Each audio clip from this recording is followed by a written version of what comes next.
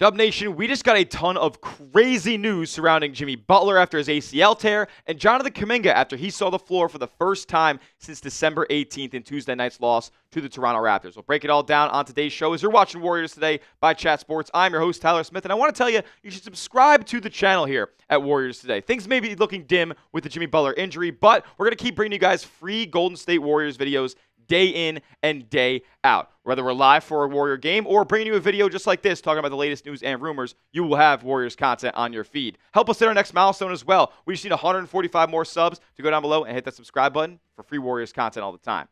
Okay, so Jonathan Kuminga, we'll talk about him first. Back in the Golden State Warriors lineup. He played his first minutes since December 18th against the Phoenix Suns, and look, man, he was good. But before we talk about his performance, Anthony Slater had this before the game on Tuesday night, talking about Jonathan Kuminga's potential returning to the lineup after Jimmy Butler's injury. He said, "I've already been given indications today that the Warriors are exploring the idea of restarting the engines, entering Jonathan Kuminga potentially back into the rotation. He will be ready if called upon." Okay. So he plays his first minutes here, and he didn't end up coming into the game, actually. I wasn't sure if Steve Kerr was going to pull that trigger immediately, but the Warriors fell behind early against Toronto. They were kind of just getting outmatched physically, and they fell behind 41-28 before Kuminga's first sub of the night. But once he got in, he kind of went to work. And it really wasn't until the second half, that third quarter, 44-point third quarter by the Golden State Warriors, to where Kuminga took over. He was great, man. I mean, they asked him to play iso ball, just go get buckets to help the Warriors claw back into this game, and he did so. They got this thing to single digits down the stretch after being down 20 at the half. Kuminga had 20, and I believe it was 18 of those came in the second half. He was really, really good. 5 rebounds. He was fighting for those. A couple of the typical Jonathan Kuminga turnovers, dribbling off of his leg and whatnot. But look at the third quarter that he had, man. 12 points. He was 4 of 5 from the field. He missed 2 out of 3 of his threes, but ended up hitting a corner one as the game was basically over down the stretch there. But he was good scoring the basketball. He was getting to his spot in the mid-range, rising up, hitting a couple of and-one jump shots. He got to the rim at the buzzer at the end of the third quarter as well to give Golden State a little momentum going into that final period. So hats off to Jonathan Kuminga. He played really well. Golden State's going to need his scoring here. Like, just without Jimmy Butler and his isolation ability, if you look at the numbers, Jimmy Butler isolated at a very high percentage. The Warriors are going to need somebody who can create his own shot. They don't have enough guys on the roster to be able to do it. So Kuminga coming back into the lineup here and showing that he can do that, that's a pretty good sign for the near future here. This could actually bump up his trade stock as well. If Golden State's thinking about that and still thinking about making a move for Jonathan Kuminga, and the trade demand still is there, we'll get to that in a moment. This play of him could actually bump his stock up a little bit and maybe generate more interest around the league and add more value to what Golden State would be bringing back if they were to trade Jonathan Kuminga. But that's where we're going to talk about now. I'm sure why you clicked on this video is what Mike Dunleavy had to say about Jonathan Kuminga before the game even began, noting that he acknowledges that the trade demand is there, but he said this: "I'm aware of the trade demand." This is crazy. "In terms of demands, when you make a demand, there needs to be a demand on the market." Oh my God. That was a public shot taken to Jonathan Kuminga and his agent, Aaron Turner. And I actually forgot to put it in this video, but Aaron Turner ended up clapping back on Twitter at Mike Dunleavy. I didn't think it was that great of a clapback, but wow. Dunleavy just going out and saying to the media that people don't want you, Jonathan Kuminga, so I don't know how we're going to fulfill a demand when there is no demand out there. Now, we've heard a couple of teams are reportedly interested in Jonathan Kuminga here. I still can't get over that quote, man. There needs to be a demand on the market. That's insane. The Kings, we know, have been long interested. The Lakers have come up recently. They really only have Rui Hachimura to give. So based on what I saw from Kuminga last night, I wouldn't trade Jonathan Kuminga for Rui Hachimura. And then the Dallas Mavericks. We'll talk about them later on today's video. Something even bigger could be emerging with a Dallas Mavericks and Golden State Warriors trade. More from Dunleavy here on Kuminga, saying, "I'm disappointed it hasn't worked out better with JK. But it is what it is. There's still time left here. He's on our roster. I know a trade has been requested, but nothing's imminent, and things in this league can change in a heartbeat as they did last night, so he's got to be ready." Well, hopefully something comes up because I still believe, even with the Warriors in this spot they're in right now, many fans and Jonathan Kuminga himself still do not want him to be a part of this Warriors team past the trade deadline. So hopefully something comes up. Hopefully over this next 2-week stretch, Kuminga plays some good ball and somebody wants to bulk up and throw some real value back at Golden State in a trade. But again, I'm not holding my breath on that based on everything we've seen from this organization as of late. Anthony Slater said, though, the Warriors are still shopping him. They're still looking for trades before the deadline here. But again, that quote came out a couple weeks ago that they are fine keeping him into the offseason. Again, I think that's a bluff, but it's out there. And if it does happen, they have justification for it.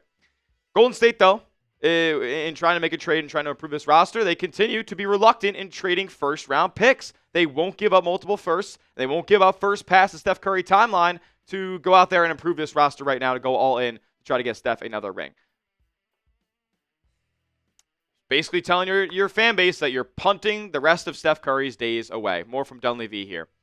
If we're talking about trading draft picks that will be going out at when Steph isn't here, it's going to have to be a player that we think will be getting back that is going to be here when those picks are going out.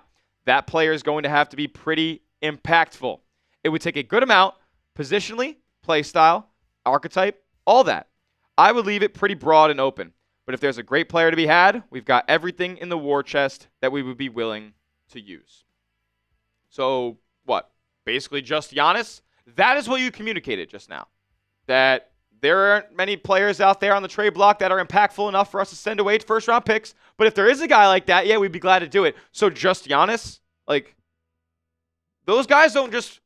The days of constant superstar trade demands and then being fulfilled are over. We went through that song and dance for like a 3-4 year stretch where everybody who just was upset with their situation requested a trade and eventually they got moved. That's not happening anymore. You don't see that in the NBA. Teams and players are stuck. So the only name out there that fits that bill that Dunleavy's talking about is Giannis Antetokounmpo. And I don't think you could offer anything to the Milwaukee Bucks at this point that would tell them they need to trade Giannis to Golden State this season. With that being said, you tell me down in the comments, will the Warriors trade Jonathan Kuminga? Because it's certainly more murkier than it was last week with him back in the lineup in the Jimmy Butler ACL tear. What do you guys think? Will the Warriors trade JK? Comment down below. Y for yes or N for no. Yeah. You're reading it correctly. Coming up next, we're going to talk about the Warriors potentially trading Jimmy Butler after the ACL tear. Crazy stuff, but it's possible. We'll talk about it in a second. First, though, I got to tell you guys about our sponsor on today's show, and that is PrizePicks, the best daily fantasy sports app in the game. With the big game approaching very, very soon, you guys got to download PrizePicks. It's almost here, and there's no better way to cash in during America's biggest sporting event than PrizePicks, where it always feels good to be right.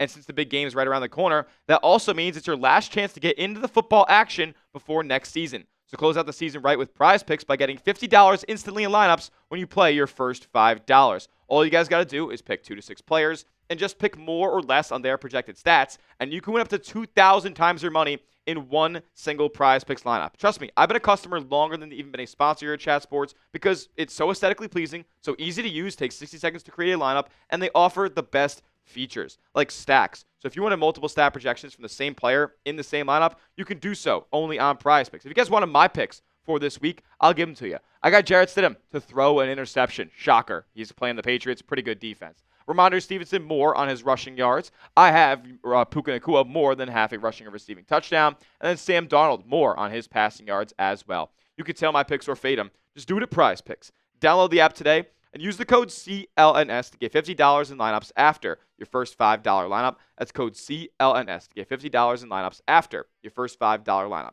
PrizePicks. It's good to be right. So, obviously, this wasn't on the table before Jimmy Butler tore his ACL. But reportedly, some insiders are saying that it is possible now. Could the Golden State Warriors trade Jimmy Butler for even more help and really trying to get over the hump here over this next 2-year stretch? Brett Siegel of ClutchPoints said the following. All options will be on the table for the Warriors with nearly 2 weeks before the trade deadline, including the possibility of trading Butler to try to maximize our championship push this season. Butler's making $54 million this year and $56.8 million during the 2026-27 season before becoming an unrestricted free agent. Look, I'll tell you right now, I'm not in the business of you must trade Jimmy Butler, but it would absolutely make sense for the Warriors to at least pick up the phone and call a couple of these bad teams that would be willing to ship off a really good player on their roster that's kind of just rotting away in favor of them fully rebuilding, fully resetting, and tanking, and trying to prioritize a better draft pick while also getting draft picks in addition to making the trade. Because I'm assuming if you trade Kuminga and Jimmy in a package together, that you're also going to be sending away draft picks and assets to be able to get anything of value back. You're trading an injured player and a guy who was just benched for a month. So it's not going to be easy to recoup big-time assets here. You probably have to still give up some of those first-round picks. But I would call bad teams about Jimmy Butler, and specifically maybe the Dallas Mavericks could be one of those teams. Could an Anthony Davis trade be actually back in play for the Golden State Warriors? I think so. Look, would you rather have Jimmy Butler potentially coming back and maybe somehow, some way being as effective as he was this time next year? Or would you take the chance on maybe getting Anthony Davis back for a postseason run here if you make it with Steph and this crew? I would probably do the latter and give yourself the best chance as you can possibly have at winning a championship this season. But Mike Dunleavy says that he doesn't really envision the Warriors trading Jimmy Butler. He says, quote, "I don't envision that. Now that you've brought it up, I'd say my vision for him is to give us a boost next year the same way he did last year when he arrived." So Mike Dunleavy believes that Jimmy Butler is going to be the same player that he was after an ACL tear on a knee that he's already had 2 major injuries on at 37, 38 years old when he's making $57 million. You're not fooling anyone, Mike. You're not fooling anyone. So I'm not going to sit here and believe what Mike Dunleavy is saying in this scenario. I'll take his word as they're not trying to trade Jimmy Butler, but I don't think when he says, "I don't envision trading Jimmy," that doesn't mean that we won't. So I think it's absolutely on the table. Not trading him, to me, that's punting on the season. That's saying we're not going to win a title. We'll let this age 37 season for Steph just go by the wayside, even though he's averaging nearly 30 points per game. He's playing at a top 10 level. Now we're just going to punt on the season because our guy got hurt. But we have assets to go out there and make a trade. We have a guy who wants to be traded who just put up 20 points last night, 23 years old. It's there in front of them, but it doesn't look like they're trying to make any effort to win a championship this year. Just look at Steve Kerr's comments over the past few weeks before Jimmy Butler got hurt. He said, "We can't compete with the OKCs and the San Antonios and the Denvers of the world, so why do we even try? This team's a joke." That being said, I want to ask you guys, should the Warriors trade Jimmy Butler? Not will they, should they? If they can find a good deal for him. What do you guys think? T for trade, P for pass. Let me know your thoughts down in the comment section. That will do it for today's show. Make sure you subscribe to the channel. We'll be keeping you guys updated as everything comes in with the latest Warriors trade rumors. Trade deadline's like 2-3 weeks away, so we'll keep you guys tapped in on everything you need to know. Subscribe to the channel, and as always, let's go Dubs.